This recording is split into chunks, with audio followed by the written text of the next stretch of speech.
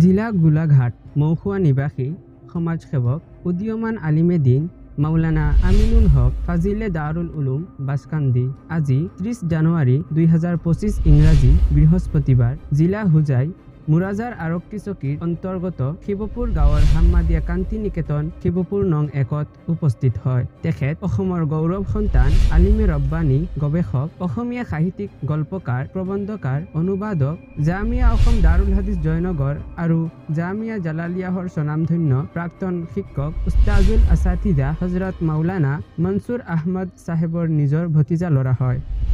মৰহুম মাওলানা মনছুৰ আহমদ চাহেবৰ জীৱনৰ বিভিন্ন বিষয়ত আলোচনা কৰোঁ। আমাৰ আলোচনাত গুৰুত্বপূৰ্ণ বিষয় আছিল মৰহুম মাওলানাৰ জীৱন ইতিহাস লিপিবদ্ধকৈ ৰখাৰ ব্যৱস্থা কৰা আৰু এজন কবি জগতৰ শশাংক বিজ্ঞ মাওলানা লিখক সাহিত্যিক প্ৰাঞ্জল অসমীয়া ভাষাৰ কবি মাহমুদুল ইছলাম মাহমুদ চাহেবৰ লিখিত কিতাপ ইমান আৰু আকিদা অৰ্থাৎ ইছলামৰ বুনিয়াদী শাস্ত্ৰ জ্ঞান আৰু কবিতাৰ কিতাপ আওখীৰ জোনাক আৰু কাকডুংগাৰ বিননি নামৰ মুঠ সদ্য লিখিত 3খন নতুন কিতাপ কবি মাহমুদুল ইছলাম মাহমুদে উপঢৌকন হিচাপে মাওলানা আমিনুল হকৰ জৰিয়তে মোৰ হাতত তুলি দিয়ে। উদীয়মান কবি মাহমুদুল ইছলাম মাহমুদৰ আলয় গোলাঘাট জিলাৰ বৃহত্তম নাহৰণিৰ 12ঘৰীয়া গাঁৱত তেওঁলোকে দূৰৰ পৰা মোক স্মৰণ কৰাৰ কাৰণে নিজকে ধন্য ভাবিছোঁ। ধন্যবাদন্তে চৌধুৰী হাম্মাদ শিৱপুৰী হাম্মাদিয়া কান্তি নিকেতন শিৱপুৰ নং 1। চৌধুৰী হাম্মাদ চিতপুৰী ক'লে সকলোৰে মনত অংকিত হয়। তেখেত আন কোনো নহয়, তেওঁ আমাৰ প্ৰিয় শ্ৰদ্ধাৰ পাত্ৰ আলহাজ শ্বেখ হাফিজ কাৰী মৌলানা মুফতি হুছেইন আহমদ হাম্মাদ চৌধুৰী কাছিমি।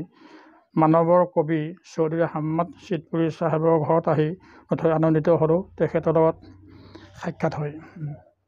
আহোঁতে নৱপ্ৰজন্ম মৌলানা মাহমুদুল ইছলাম কবি তেখেতে দিয়া উপহাৰ 3খন কিতাপ তেখেতৰ মৌলানা হাম্মাদ চাহেবৰ হাতত অৰ্পণ কৰিলোঁ।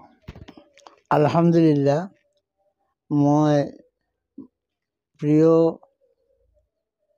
সমাজসেৱক উদীয়মান আলিমে দিন মৌলানা মোহাম্মদ আমিনুল হক উৰ্ফে আমিনুল ইছলাম মৌখোৱা চাহাবৰ আগমন হ'ল মোৰ কুটুৰিত।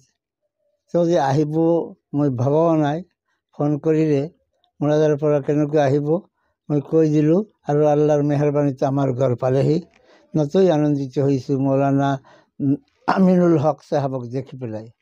আমিনুল হক চাহাব ক'লে আপোনালোকে জানিব, চিনি পাব, আমাৰ অসমৰ গৌৰৱ সন্তান আলিম উলামাৰ প্ৰিয় পাত্ৰ হজৰত মৰহুম মৌলানা মনছুৰ চাহাব অনুবাদক অসমীয়া অনুবাদক বেহেস্তি জবৰ মনছুৰ চাহাবৰ ভতিজা ল'ৰা হয়।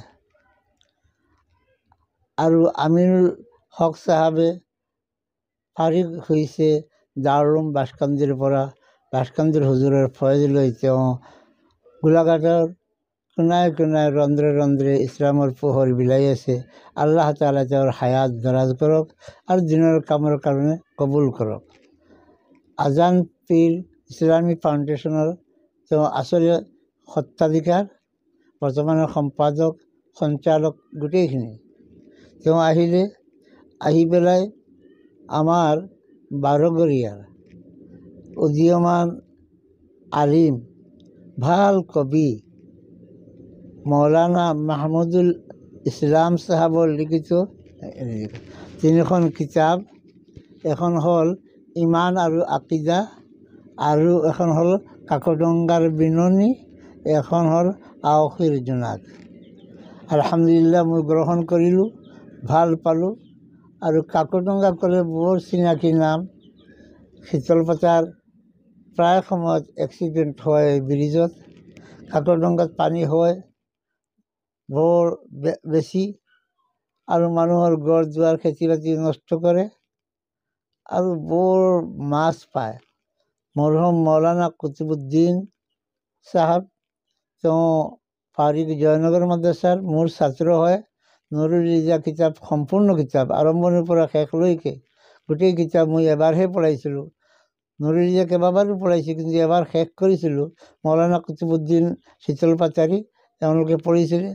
এই পানী হোৱাৰ লগে লগে খবৰ যে হুজুৰ আমাৰ ইয়াত পানী হৈছে, বলক যাওঁ, তাক বাতিপুৰৰ পৰা লৈ আহোঁ, নাও চলোঁ, খুব ধেমালি কৰোঁ, মানুহে চিনি নাপায় মুফতি চাহ বুলি। তেতিয়া হাছমত চাহাবৰ এই হাছন আলী চাহাবৰ ঘৰত মোৰ চিনাকি নাছিলে আৰু খুব নাও দৌৰাওঁ। সেই কাকতংগা নামৰ কিতাপখনো পালোঁ, ভাল লাগিলে।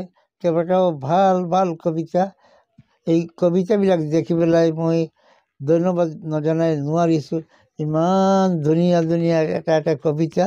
মই ভাবিছোঁ এটা কবিতা পাঠ কৰি দিওঁ, যিটো ওলায়। জোনাক নিশা, কবি মাহমুদুল ইছলাম। আইতাৰ সতে সাধু শুনা সেই দিন গ'ল, অতীতক কেৱল স্মৰণ কৰোঁ, সেই দিন উভতি নাপাওঁ। জীৱন পৰিক্ৰমাৰ মেৰু পাকত গাইছোঁ মানৱতাৰ গান, গাইছোঁ মানৱতাৰ গান, গাইছোঁ মানৱতাৰ গান।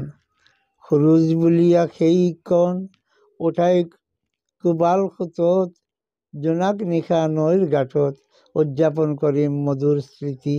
আহিবা দেই জোনাকীৰ লগত, বাটৰ দুবৰি গছকি, কাইকীয়া এই জীৱন ভগ্ন হৃদয়ক সাহস দিবলৈ থাকিম মই নৈৰ গাঁততে ৰৈ। মাহমুদুল ইছলাম। কবিৰ কবিতাবিলাক বৰ জীৱন্ত কবিতা, পঢ়িলেই ভাল লাগে। এই যে ইমান আৰু আকিদা, মোৰ যিমানখিনি বিশ্বাস তালিম ইছলামৰ বাংগনি তেওঁ কৰিছে বহুত মাছাইলৰ, সকলো নহয়, আৰু বৰ জৰুৰী সকলো মক্তবত এই ইমান আৰু আকিদা নামৰ কিতাপখন পঢ়াব লাগে। আৰু ক্লাছ 8, 9, 10 এইবিলাকৰ ছাত্ৰসকলে এই কিতাপ এখন অধ্যয়ন কৰিব লাগে। ইছলামৰ বহুত জ্ঞান শিকিব পাৰিব।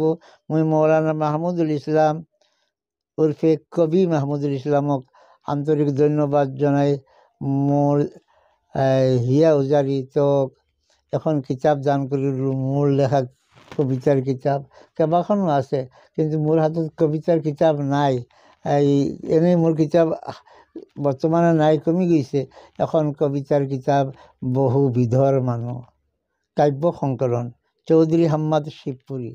এই কিতাপখনৰ প্ৰথম কবিতাটো পাঠ কৰিছিলোঁ যোৰহাট কবি সন্মিলন হৈছিলে।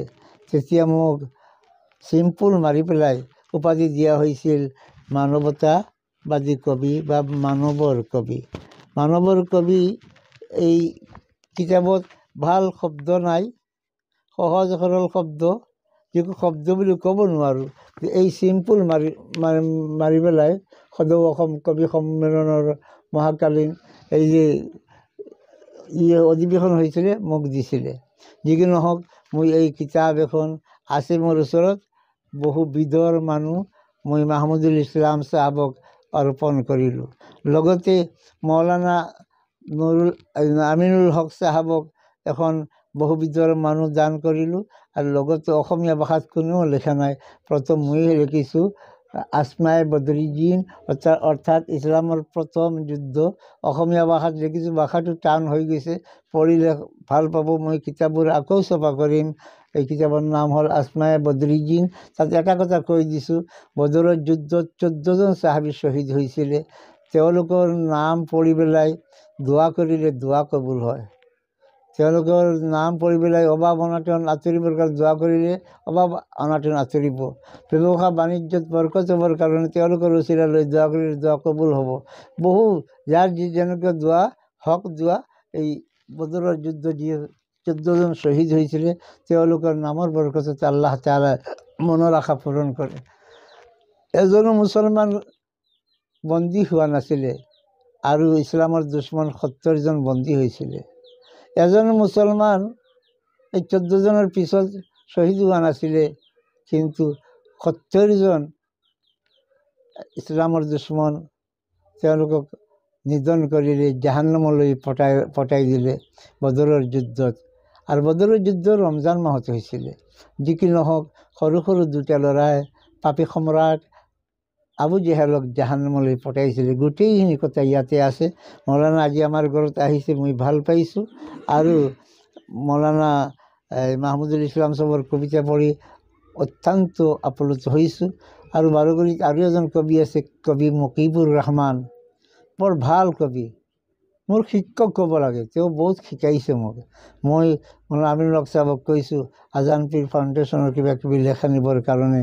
কবি মকিবুৰ ৰহমান সাহেবৰ কাষ, নাহৰণি মাজগাঁৱৰ কবি দিলৱাৰ হুছেইন, বৰ ভাল কবিবিলাক, তেওঁলোকৰ কাষ চাপিব ইনশাআল্লাহ। আজান পীৰ ফাউণ্ডেশ্যন উন্নতি কৰিব। আৰু মোৰ পৰা যি সহায় লাগে মই অসমত গ'লে ইনশাআল্লাহ কৰিম। মৌলানা মনছুৰ চাহেব ৰহমতুল্লাহ আলাহি যোগ্য বিজ্ঞ যুগশ্ৰেষ্ঠ আলিমে ৰব্বানী আছিল, ভাল লেখক আছিল, গল্পকাৰ আছিল, সাহিত্যিক আছিল। আৰু তেওঁ এনেকুৱা নহয়, সকলো বিষয়ত পাকৈত আছিল। তেওঁৰ কবৰত আল্লাহ নূৰ দান কৰক, জান্নাতুল ফিৰদৌছ দান কৰক। তেওঁৰ স্মৃতি ৰক্ষা কৰিবৰ কাৰণে তেওঁৰ সম্বন্ধে বহুখিনি লিখাৰ আছে। লেখকসকলক অনুৰোধ কৰিছোঁ আপোনালোকে এইবিলাক বুটলি আনক আৰু আনি পেলাই তেওঁৰ বিষয়ে লেখক। ইনশাআল্লাহ উজনি অসম জিলিকি উঠিব। আজি ইমানখিনি কৈ এতিয়া আপোনালোকে ক'ব মুফতি সাহেব আপোনাৰ ঘৰ ক'ত? মোৰ ঘৰ হোজাই জিলাৰ বিন্নাকান্দি সমষ্টিৰ মুৰাদাৰ থানাৰ অন্তৰ্গত শিৱপুৰ নম্বৰ 1 গাঁৱত। মোৰ গাঁৱৰ নাম শিৱপুৰ।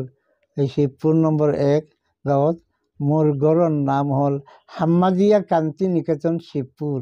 মোৰ ঘৰ। আপোনালোক সকলোকে মই দোৱা কৰিবৰ কাৰণে অনুৰোধ জনাই মোৰ বক্তব্য ইমানে সামৰিলোঁ। মৌলানাক আন্তৰিক ধন্যবাদ জ্ঞাপন কৰিলোঁ। আসসালামু আলাইকুম ৰহমতুল্লাহি ওবাৰাকাতুহু। ওয়ালাইকুম আসসালাম ৰহমতুল্লাহি ওয়া বাৰাকাতুহু। মোৰ পৰা আন্তৰিক শুভেচ্ছা আপোনাক। আলহামদুলিল্লাহ।